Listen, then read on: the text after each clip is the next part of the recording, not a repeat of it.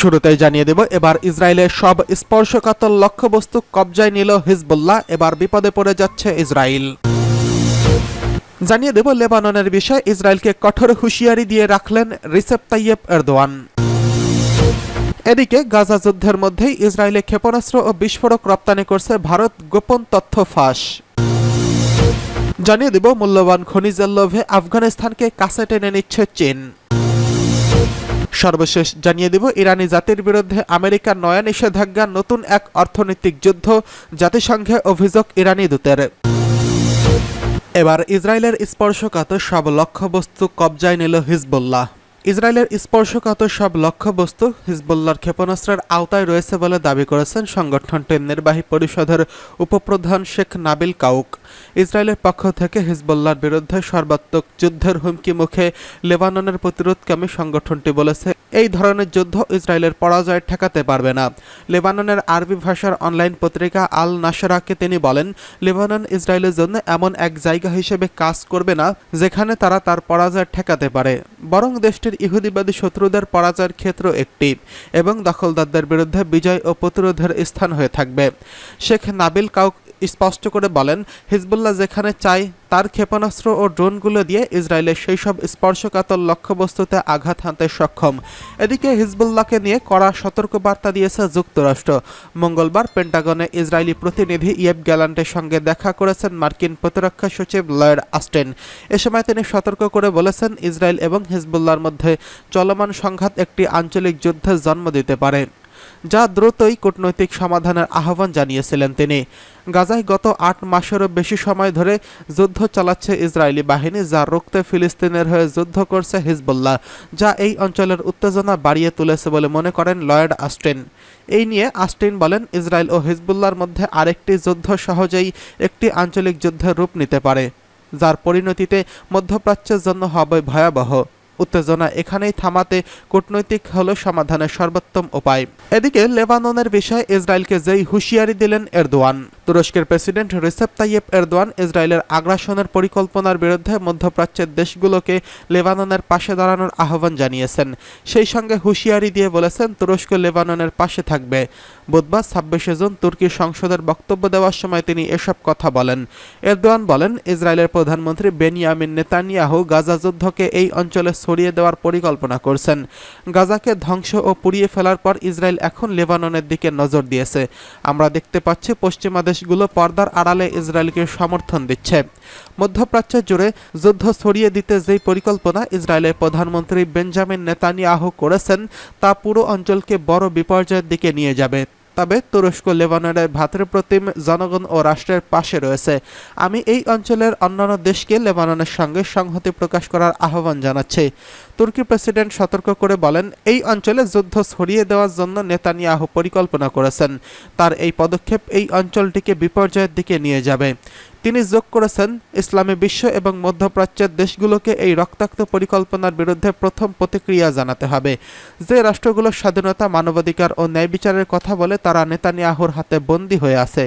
এটি অত্যন্ত ভয়াবহ একটি বিষয়। এদিকে গাজা যুদ্ধের মধ্যেই ইসরায়েলি ক্ষেপণাস্ত্র ও বিস্ফোরক রপ্তানি করছে ভারত, গোপন তথ্য ফাঁস।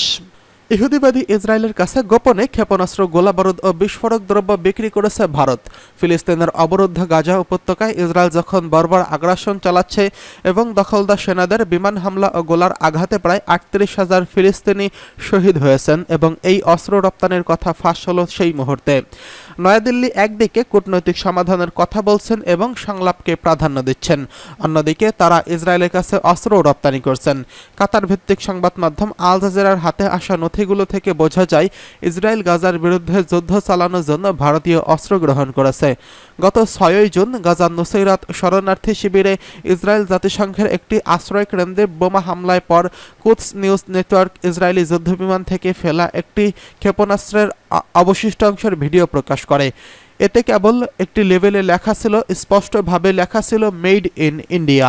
এছাড়া এপ্রিল মাসের 2 তারিখে ভারতের চেন্নাই থেকে অস্ত্র ও গোলাবারুদ নিয়ে বোরকাম নামের একটি জাহাজে ইসরায়েলের উদ্দেশ্যে রওনা হয় এবং ইয়েমেনের হুতিদের হামলা এড়ানোর জন্য লোহিত সাগর দিয়ে না গিয়ে জাহাজটি আফ্রিকা ঘুরে ইসরায়েলে যাওয়ার চেষ্টা করে।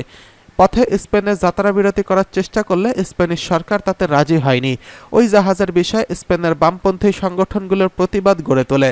ভারতের প্রধানমন্ত্রী নরেন্দ্র মোদী থেকে তার পররাষ্ট্রমন্ত্রী এস জয়শঙ্কর ও জাতিসংঘের দেশটির কূটনৈতিকরা এবং ভারতীয় কর্মকর্তারা লাগাতার বলে আসছেন যে যুদ্ধ নয়, দ্বন্দ্ব সমাধানের একমাত্র উপায় হিসেবে দেশটি সংলাপ এবং আলোচনায় বিশ্বাস করে। এ বিষয়ে the evolution of Indians Israel পলিসির লেখক নিকোলাস ব্লারেল আল জাজিরাকে বলেন, ভারত তার অবস্থান থেকে সরে গিয়ে ইসরায়েলকে অস্ত্র সরবরাহ করছে।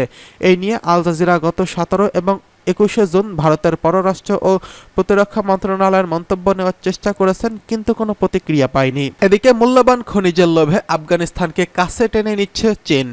মার্কিন নেতৃত্বাধীন ন্যাটো বাহিনীকে হটিয়ে ধর্মীয় গোষ্ঠী তালেবানের ক্ষমতায় আসার পর থেকেই গোটা বিশ্ব থেকে এক প্রকার বিচ্ছিন্ন হয়ে পড়ে আফগানিস্তান। ক্ষমতার পালাবদলে 3 বছর পার হলেও এখনও কোনো দেশই স্বীকৃতি দেয়নি বর্তমান প্রশাসনকে। তবে এমন ঘোলাটে পরিস্থিতির মধ্যেই দেশটির সঙ্গে সম্পর্ক উন্নয়নে জোর প্রচেষ্টা চালিয়ে যাচ্ছে পরাশক্তি চীন। বলা হচ্ছে, আফগানের মাটিতে থাকা বিপুল খনিজের লোভেই তালেবান সরকারের হাতে হাত মিলিয়েছে বেইজিং। তুর্কি সংবাদ মাধ্যম টিআরটি ওয়ার্ল্ডের এক প্রতিবেদনে বলা হয়, আফগানিস্তানের মাটির নিচে লুকিয়ে রয়েছে বিপুল পরিমাণ লিথিয়াম।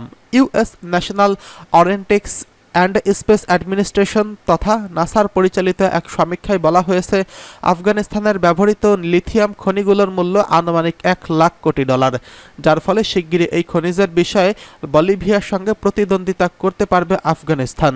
আফগানিস্তানের হেরাত থেকে নুরিস্তান প্রদেশের পর্যন্ত লিথিয়াম খনি আছে বলে জানা গেছে, যার দৈর্ঘ্য 850 থেকে 900 কিলোমিটার এবং প্রস্থ 150 থেকে 200 কিলোমিটার।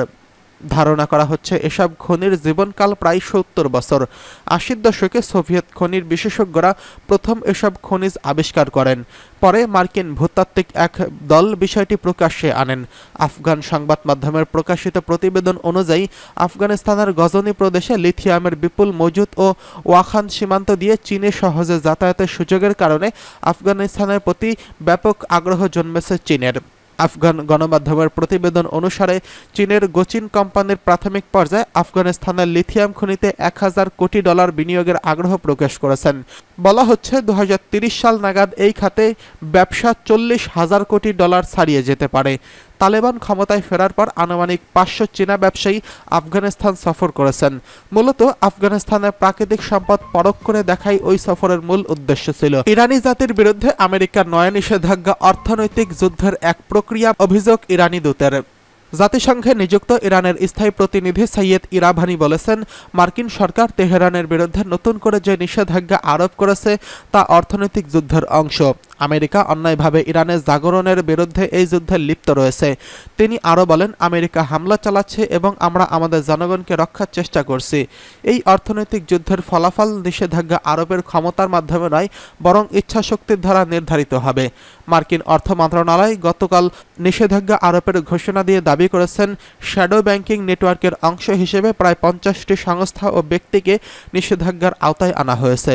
মার্কিন অর্থ মন্ত্রণালয় দাবি করেছে, ইরানের প্রতিরক্ষা মন্ত্রণালয়, সশস্ত্র বাহিনী, লজিস্টিক এবং ইসলামিক বিপ্লবী গার্ড বাহিনী বা আইআরজিসি সমর্থিত এই নেটওয়ার্কটি 2020 সাল থেকে আন্তর্জাতিক অর্থ ব্যবস্থায় অবৈধ প্রবেশাধিকার এবং শত শত কোটি ডলারের লেনদেনের সঙ্গে জড়িত রয়েছে। মার্কিন অর্থ মন্ত্রণালয় আরও বলেছে, সশস্ত্র বাহিনীর লজিস্টিক বিভাগ এবং আইআরজিসির রাজস্ব উৎপাদনকারী বাণিজ্যিক কার্যক্রম, বিশেষ করে ইরানের তেল এবং পেট্রোকেমিক্যাল বিক্রির সঙ্গে জড়িত।